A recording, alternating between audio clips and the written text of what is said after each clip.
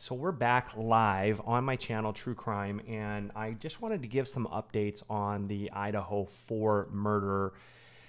There's a couple of things that have been bothering me this past week since our last live broadcast, and I kind of wanted to bring them out to you folks, as well as answer any questions that you may have on where my thought process might be, as well as some of the forums that I'm leaving some of my comments on.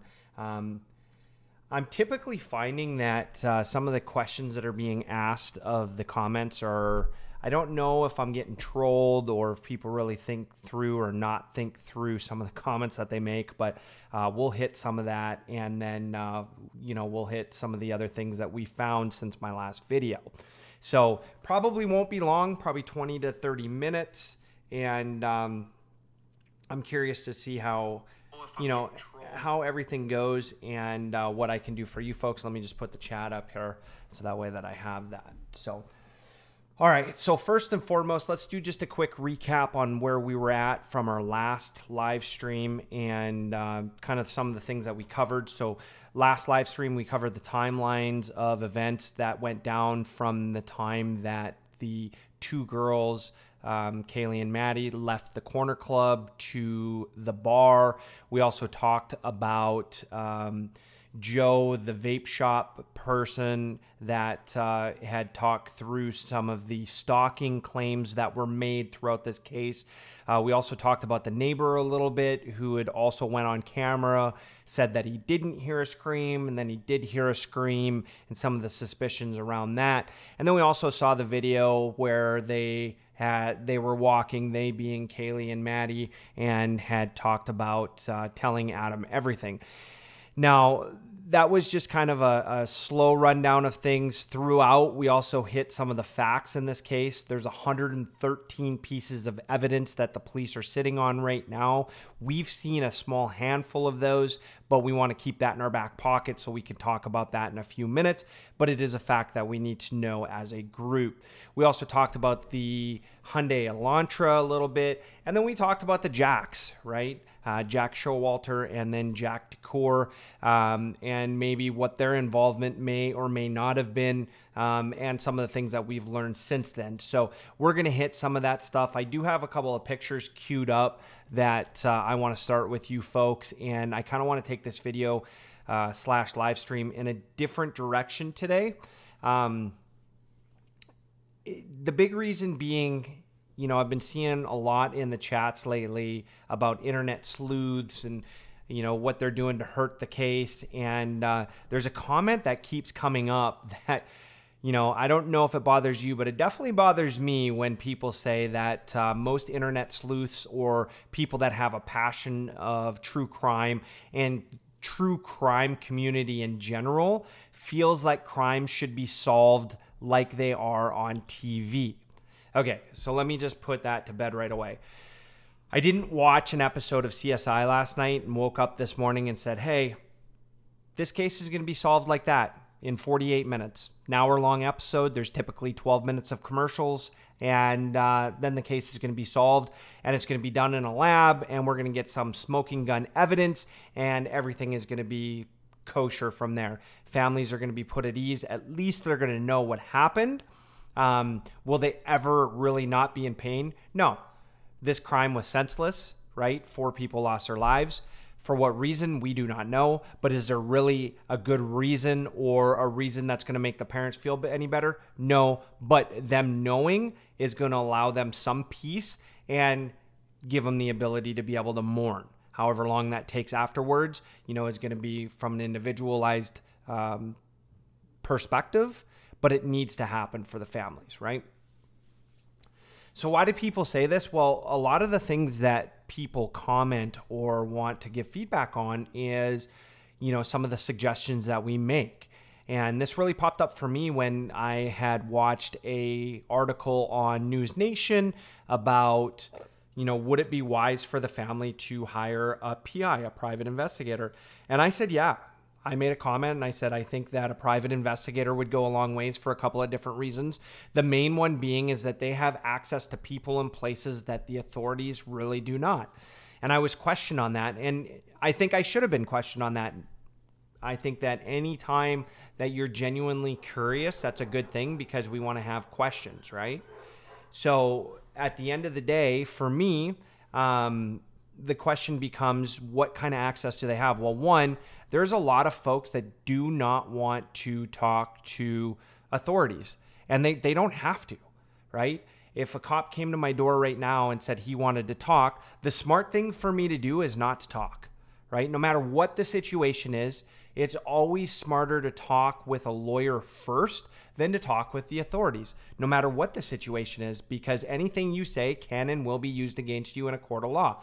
That's just the way life is. And anybody that knows the law or that's done even pre-law knows that it's always wise to at least consult an attorney prior to having a conversation with the authorities. So a lot of people feel that way. Now, are there some people that are going to come forward and say what they need to say? Absolutely. But is that going to be the norm? I would say it's probably 50-50. Whereas a PI, right, might be able to come in and ask some questions and get some answers that the authorities may not have been able to get, and at least lead authorities in the right direction. Same with places. Right? Authorities can't just go into any house, can't just go into any public place and start harassing people. They're going to get some pushback on it, where a PI might be able to get in with the community and really find out things that the authorities aren't able to find. Now, I'm going to use an example. I grew up in a very small town in northern British Columbia, Canada, and we had the RCMP there, right? Well, there was a lot of things that happened in that town, specifically around drugs and violence. There was a lot of fights, and there was a lot of drugs going around all the time. I will tell you, even as a young individual in my teenage years going to high school, I knew what was happening on the streets at a much higher level than what the RCMP knew. It just was what it was, right? People telling stories, and yes, some of that might have been rumors, but some of it was stuff that I saw for myself. And a lot of the times, right, RCMP would want to talk to somebody and or need to get information before they could make, even an arrest or get a search warrant or whatever the case might be. And it was a slow process. I saw time and time again where, maybe they wanted to bust a drug dealer. They would go to do that drug bust and it would be weeks afterwards, and then stuff would happen, right? So at the end of the day, it's just something that a PI can do that the authorities can't. So that's number one, okay? My number two thing is that don't always believe what you see on the internet, because if you're looking on the internet, I'm going to show you a picture right now. It is very easy to doctor stuff. So for me, I always try to look at what did the authorities release versus what did we find on the internet. And a perfect example, and let me show you, I'm going to transition here, is this picture right here. Okay, so I've been seeing this pop up quite frequently on the internet and on social media. And a lot of it goes to, what people are doing and what are they looking for, what are they finding. And this picture really tells a big story. Now, for me, what does this picture tell me? It doesn't tell me anything, okay? But let's just talk about the picture for a minute. If you look, and you can see, this is just a random, I picked it out of Twitter. I seen this picture come up time and time again. I seen it in a couple of videos yesterday as well, but what do we see? We see Kaylee, we see Maddie. We don't know who this is, but we think it's Jack DeCour, sorry. We also think that this is one of the police officers, and then Jack Sherwalter, and then Adam Lotta, right? So that's what the picture is kind of illustrating if we're looking at this picture right now. And for me, that's, I don't know if this picture is true or not, because if you look, there's just some anomalies in this picture that I would rather see this come out from the authorities, because if you look down here, you see the date and the time, right? And it does kind of look like it is a surveillance photo, and it looks like it could have been pulled from the corner club. But isn't it just interesting how everybody that has popped up on the internet so far is in this one picture, and it just happens to be in this one picture shortly before the girls end up at the food truck, right? So the reason why I bring this up is that this would be a pretty easy picture to doctor, especially because it's grainy, right? And I'm going to show you right now. So if we go to my desktop, right, I've got a lot of stuff that's going on here, obviously. For me, it would be as easy as loading up Photoshop, right? So if you're looking at this right now, I can load up Photoshop. It's not going to take me very long. And at that point, so I do a lot of my thumbnails in here. I can load something up and I can move, change things around, remove backgrounds, and put them in places. So I'm just going to let me just open just a random file for a quick second. So that way I can kind of hit it. So let's see here. Let's go to thumbnails. Let's go to our crime thumbnails. I just want to pull up a random one, maybe one with a lot of pictures, maybe not. So let's look at this one. Let's look at the Jimmy Hoffa one that I got. So each one of these photos here were of different time frames and different years, right? And with the exception of the lighting, like right here, you can see it's a little bit lighter versus a little bit darker. But you could really put a little bit of extra work into this, and I could probably make all of this look a little bit grainy and make it look like it's all from the same time frame, right? Now, obviously I didn't do that in this photo because this is a thumbnail and that's not the effect that I was going for. But if you come back to the photos over here, that is something that's a real possibility and something that you could do. Now, I'm not saying that the photo is not real. I'm just saying before you get too excited, right? You always want to kind of question these things before we go forward because it's just weird that why would the police officer be there already? And is that the police officer? Can we actually see that that's him? We can speculate, right, that that's Adam, but do we really know it's him? It's pretty grainy, so probably not. Probably, who knows, right? And then same with this one with Hoodie Guy, right? Do we know it's Hoodie Guy? This to me looks like one of the exact pictures that came out from the food truck, right? But again, it could be the same person and they could be standing in the same exact place that they were standing at in the food truck in the camera, and it could pop out like that. That is plausible. I'm not saying that it's not real. What I'm saying is just be cautious what you're looking at before it's confirmed by the authorities. We just don't know, what the validity of this picture is. Now, another thing that we see, so we're seeing this on Twitter right now, right? You see the comparisons right here. I did see this as well. Like, is that him right there? I mean, it could be, it might not be. It's just hard to see in this picture, right? We could probably agree that that is the two girls, Maddie and Kaylee, but is that the picture itself? I don't know if it is or not. And again, I just want to be cautious before we throw people under the bus because, this is definitely people's lives that we're messing with when we do find stuff like pictures or we do find stuff on the internet that, could be real. For me, I'm just being cautious. And until this picture comes out from the authorities and the authorities say, yes, this was a picture that we've seen, then I'm going to continue to be cautious and ask a lot of questions about it and just put that in the back pocket because we can always revisit that later. What we can't do is if this picture is not legitimate and we do go accusing somebody, we can't pull that back, right? And that could do a lot of harm to somebody. So I worry about that all the time.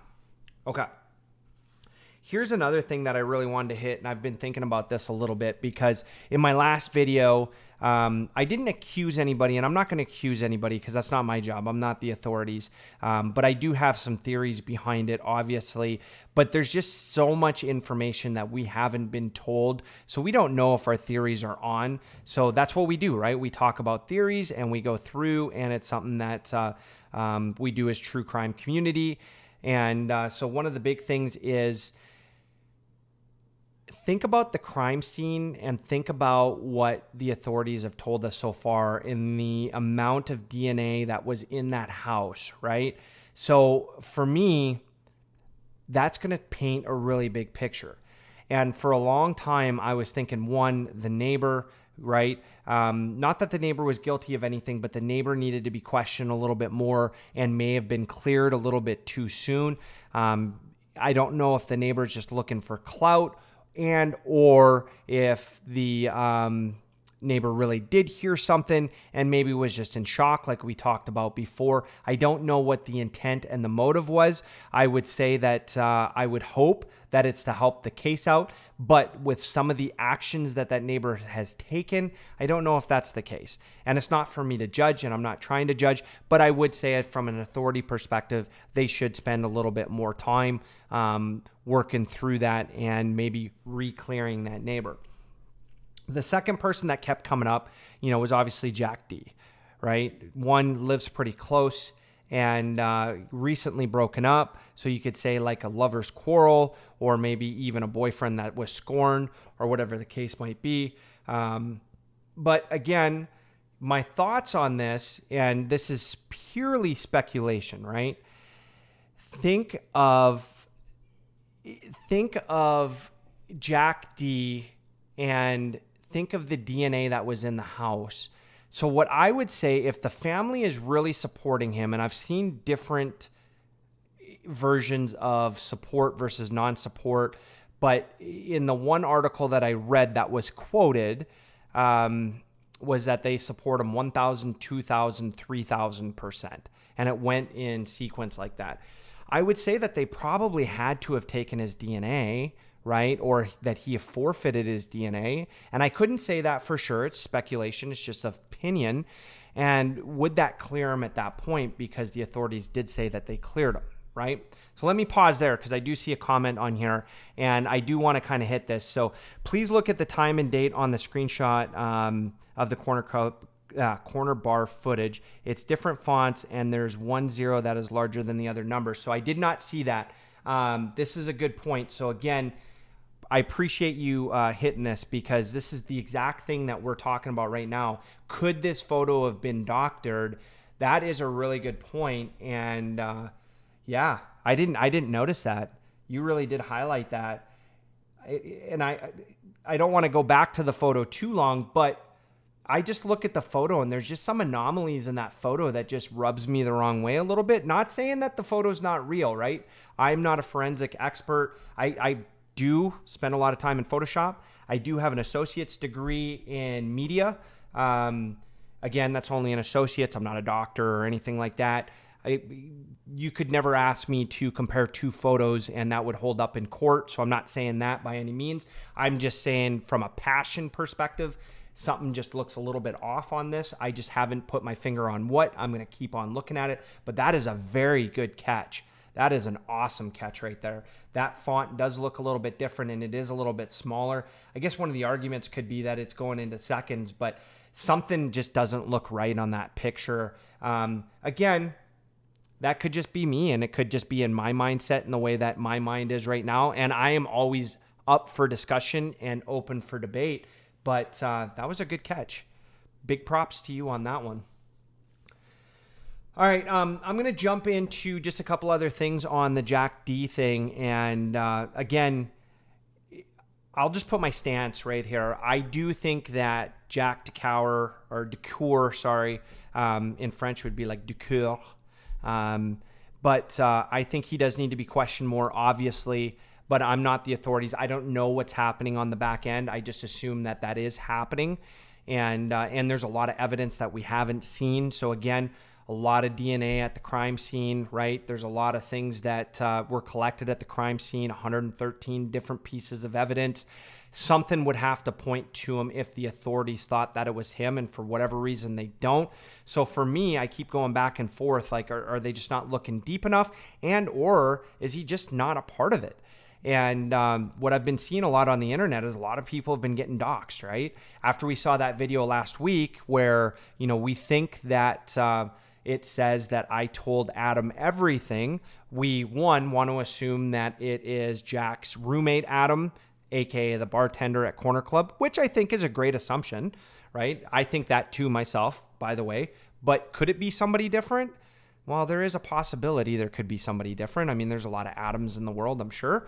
And, another piece of information that I keep seeing and another photo, and I couldn't find it, which was weird, is the photo of the Elantra parked out in front of Jack's house and how close Jack's house is to Kaylee and Maddie's place, right? And again, with that white Elantra, I didn't see that photo come out from authorities. So, maybe it's there, maybe it's one of their friends, or maybe it was photoshopped in there, because there is a lot of players out there that, will try to get things going, or what I call deviates that will do stuff in Photoshop to, essentially, I don't know if it's to garner attention or to try to divert attention or what the meaning is behind it. But I'm just starting to question a lot of these pictures that aren't coming out from the authorities. Now, keep in mind, that doesn't mean that they're not real. I'm just asking a lot of questions about them because I want to know for myself, like, were these real, and or are we going to go find something that just, we were just led down the wrong path because, somebody decided to throw a picture out there that wasn't 100% true. Okay. Obviously, along the way, something had happened along with the Elantra, and they found the Elantra in Portland, and that story's kind of died down, even though it's been on a lot of surveillance. Now, I don't think that it's insignificant by any means. I think that obviously with 22,000 registered Elantras, I don't want to say in the area because they don't say in Moscow specifically. Otherwise, every car would be a white Elantra driving in that town. But in the radius that they looked for it, it's a very common car. So you're probably going to see those quite frequently, even in Moscow. I mean, I've seen probably 3 today when I was out at work, right? But that story seems to kind of go to the, I don't want to say the wayside, but just kind of get put on the side for now.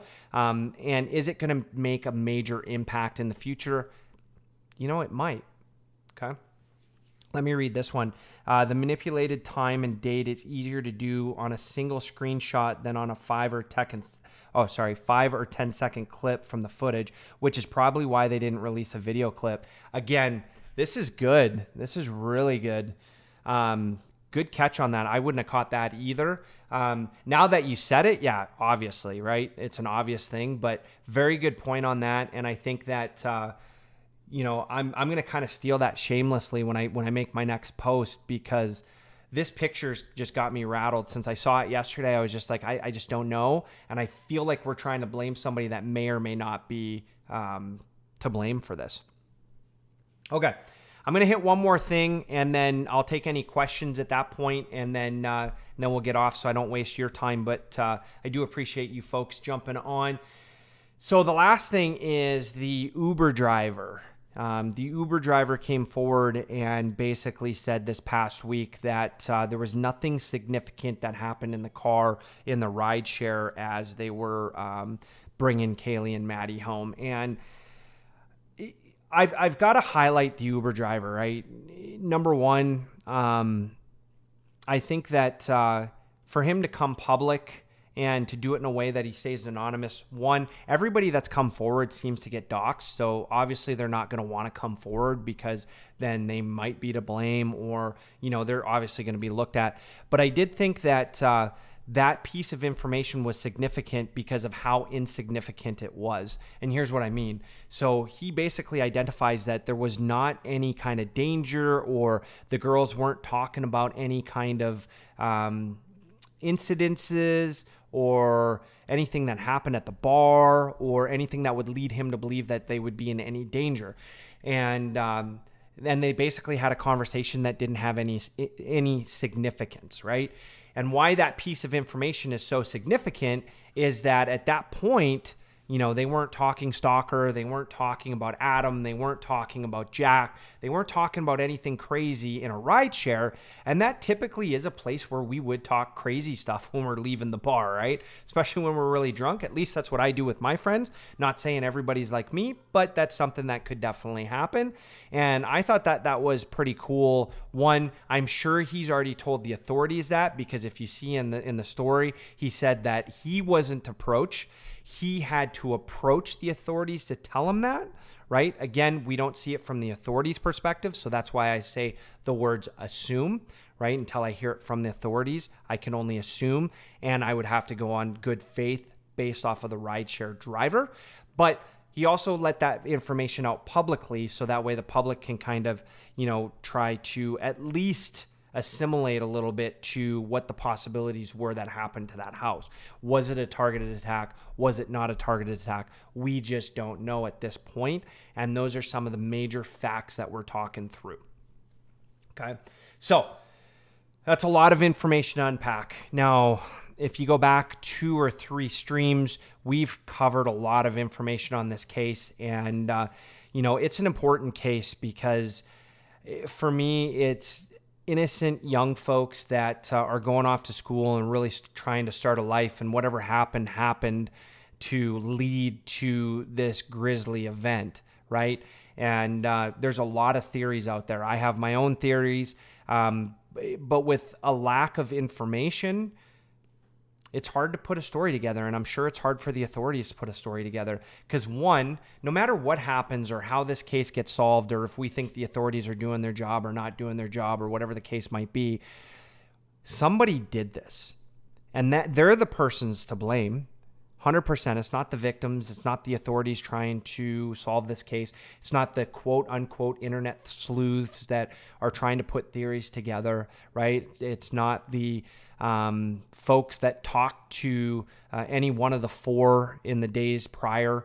It's not up to the neighbor, all of that stuff, right? And a lot of times we're going to look at that based off the information that they are providing or the lack of information or the lack of memory, but they're not the ones to blame. It's the person that did this. And I say person because I don't think that there was multiple people that were to blame in this. But again, I could be wrong because I don't have all the evidence. I am just basing it off of what the authorities have said and based off of the word brutal stabbing in the first one, or it was more brutal than the other 3, leads me to believe it was a crime of passion of some sort, which again, that could be a stalker, could be an ex, could be multiple different people. But like we saw on News Nation, it could have been that one of the people woke up as well, and that led to a more brutal attack. Either way, there's somebody to blame for this, and that's where we need to focus our attention. In the meantime, obviously prayers for the family, prayers that we find who did it, right? And that the authorities continue to get a lot of information. So I know I said I was going to leave you with that, but I do have one final comment that I want to make from an authorities perspective. So one, the authorities have taken 10,000 tips in the last, 6 weeks or so. So we know that the case is not going cold, and I know that's a fear, especially if you've been watching like the Delphi murders. It took 5 years before we got a person of interest, and it's going to be almost 6 years before we see that go to trial, and we don't know if Richard Allen's even guilty on that, right? The evidence is pointing that way, but until a jury of his peers say so, then we got to presume that he's innocent, right? So almost 6 years. That's a long time from when the crime happened. We don't want to see that with the Idaho 4, right? But let me throw out a couple of stats before we end this stream. One, almost 50% of murders go unsolved, right? If you look on my channel and my videos, I do a lot of videos around vanished and missing people to try to bring some of those names forward. And I do a mixture between Canada and the US. I would have content for years because of the amount of people that go missing in a year and the amount of people that aren't found. And it's the same thing with murders. The amount of murderers that go free is almost a 50% take rate.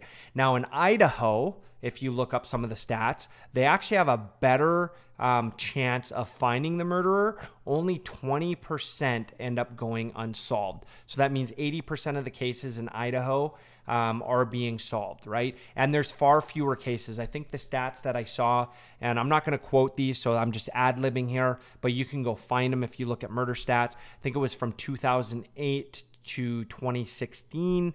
There was something like 1,800 murders, and out of those, 80% of them were solved. So there's a good shot that since it happened in Idaho, that this murder will be solved. But 20% still means that there's a chance that this will never be solved. And that's what I think keeps us up at night, because we are asking a lot of questions, and we're probably asking the same questions that the authorities are asking as well. But, we tend to ask them in different ways. And that's why I won't go accusing anybody. Do I have my theories and my thoughts? Yes. Yes, I do. So let me read this one. Don't you find it odd that JD is an engineering student? I don't remember any engineering. You know, I don't know if that would make a difference to me. I think if you go back and look at some of the crimes, I don't think anything really surprises me. I do have to say, though, I don't remember one that an engineer committed a crime like this. But could it be the first, or is there other crimes out there that we haven't seen? Yeah. Because we do see a lot of the ones with like doctors or lawyers or people that are very wealthy. A lot of times it's to try to get out of a relationship, not because they had just broken up. But to your point, I think that does play into it as well. And I think that for me, I really was leaning Jack D, at least in the sense that he needed to be looked at a little bit further. Again, I don't know who did it. I think it's obviously somebody they knew. But could I be wrong? Could it be somebody that was just passing through town? Yeah. Could it be another student? Yeah. Could it have been somebody from the frat house? It absolutely could have. These are all real possibilities. The only thing with Jack D that throws me off is that they were recently broken up. And then the other thing that keeps sticking out is that they were calling him so many times that night prior to 3 a.m. Now, I don't think that that's abnormal by any means, just because, you know, I've come home from the bar and I've made calls like that as well. I just call it drunk dialing. I don't think I've ever called somebody 10 times, but, you know, especially in my younger years, yeah, did that happen where we'd call back and forth or we'd be calling all hours of the night? Absolutely. So I do weigh that as well. But what were they trying to call him for? Was it just to talk to him, or was there something more going on? You know, we just don't know. And everything at that point would be speculation. So that still kind of sticks in my mind. And that's why Jack D is still there. But again, I think if there was a lot of evidence pointing towards Jack D, I think the authorities would have arrested him already. I think based off of the DNA. Now, one of the arguments could be made, you know, he's obviously been in the house. There's going to be a lot of his DNA in there. Absolutely. But in a crime scene that grisly, right? And I haven't seen it. So when I say that, I'm just basing it off of what we've heard in the media from the authorities, right? There would be DNA, right? There'd be DNA on the clothes, there'd be DNA on the beds, and there would be DNA in multiple rooms, right? Just because Jack D's been in that house, he would have to explain why he was in all of those rooms at one time or another if his DNA was all over everything. And I would think that the authorities would have tested his DNA. Now, again, he doesn't have to volunteer DNA. He can lawyer up. He can do whatever it is that he wants to do. But we haven't heard that he's done any of that, right? The last we've heard is that he was cooperative with authorities, which would tell me that's probably the first thing that they did was take swabs. So for me, I'm not leaning towards Jack D right now. I just think that it would be nice to have a little bit more information. I honestly would look more towards like the neighbor, in the sense of more questions about the neighbor, I think needs to be asked. I'm not accusing the neighbor of anything, but just kind of some odd behavior. Now, again, I want to state this fact from a neighbor's perspective. One, this happened close to his house, maybe in shock.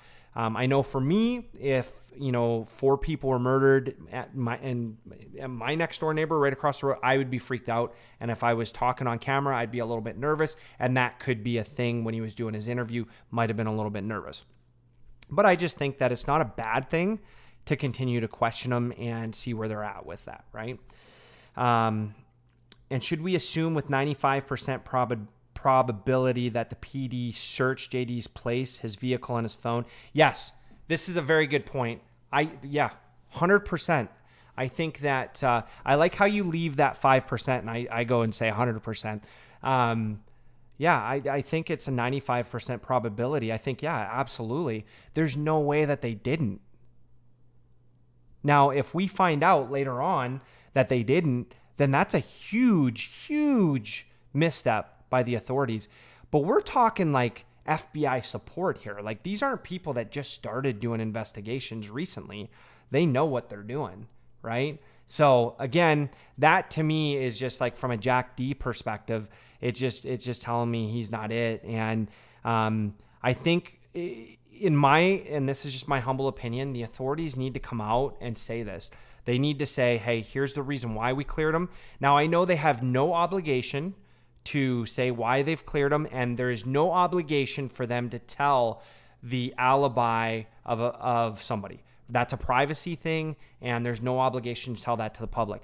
But I do think that they could release a little bit of information that would say, here's the reason why we cleared them, and we've got it on good faith that X, Y, and Z. Maybe we tested the DNA, we didn't find it in 3 other rooms, or whatever the case might be, and release information that they can. I do understand that maybe if they don't have DNA in all the rooms, then they don't want to release that information, whatever the case is, but that might help Jack D out and might get us on a different path. But as it stands right now, the more information that comes out, like these videos that come out, or the rideshare driver, or the Hyundai Elantra, it's not answering more questions. It's posing more questions. And it's just leading us down a path of how could this have happened? And I think, the nation is in shock. I don't think it's just the parents. Now, obviously, the parents are going to hurt much more than anybody that's watching this. But we're just trying to figure out, like, how does this happen? And how does somebody get away with it for 6 weeks or 8 weeks or however long it takes to find these folks? So I'm starting to rant now, and I don't want to continue to rant. Hopefully, you get an opportunity to listen through some of the live stream. I'm going to continue to do live streams. I think I'm going to do 2 a week and then go down to 1 video a week, depending on what you, the viewer, wants. I'm going to continue with the Vanish series / true crime murder series, just based off of some of the feedback I've gotten so far. Our viewers tend to like that, and we want to continue to grow the community where the community gets to be a part of it and kind of gets to lead where the channel goes. I think that's a lot of fun for me. This is a huge passion project for me. I do work a full-time job as well, so it's like having 2 full-time jobs, but I do like bringing content, and I'm going to continue to do that. So I do appreciate that you guys checked in. I'm going to read this last comment, and then I'm going to let you folks go for the day. So do I feel bad for JD if he's innocent? Yeah, I really do. Now, on the flip side, if he's guilty, I'd feel pretty bad as well. But yeah, I'd feel really bad if he's innocent. I mean, his family continues to come out and say, hey, we know that they broke up, but we do think they would have gotten married in the future. I don't know what it was with that breakup. I don't know. Obviously, I wasn't there. But to lose an ex-girlfriend that you cared about, a friend, right? Not just an ex-girlfriend, but a friend, somebody that you grew up with, that'd be devastating. Absolutely devastating. And then to be accused of something if you didn't do it, oh my gosh. I don't know how you'd ever come back from that, to be quite honest with you. That would take a long time because, let's just be real. Once you're accused of something, whether you did it or not, people are going to blame you for years. Some people just get on that train and never get off. So, yep. And then his ex dies a few weeks after breaking up. And all of a sudden, all these people are thinking everything you do is sketchy. Yeah, no, that's a great point. And that's why I'm hoping just bringing some of this stuff out will get a few people to look at this and say, hey, we're not saying that he's innocent or guilty, but we definitely want to look at stuff like the picture and say, let's question some of these. And this could be 100% legit, but let's question it. So that way we're not just accusing random people. But I do appreciate your feedback, and I definitely will look forward to having you on the next live stream. And I really, let me make sure that I am getting your name right though. Is it Kalani? Did I say that right? I know there's a little bit of delay on stream, but really good feedback today. And you bring up a lot of good points that I'm probably not going to sleep tonight because I'm going to think through some of these. And that's a good thing. That's why I love doing this, because you get to see different perspectives and you get to see how other people think as well. And it just brings up some really neat stuff. So in the future live streams, we'll look at some of the other cases as well. But I do appreciate everybody joining. Thank you very much for coming in and viewing some of the videos as well. I hope everybody has a great, great week. And that's me, over and out. Talk to y'all later.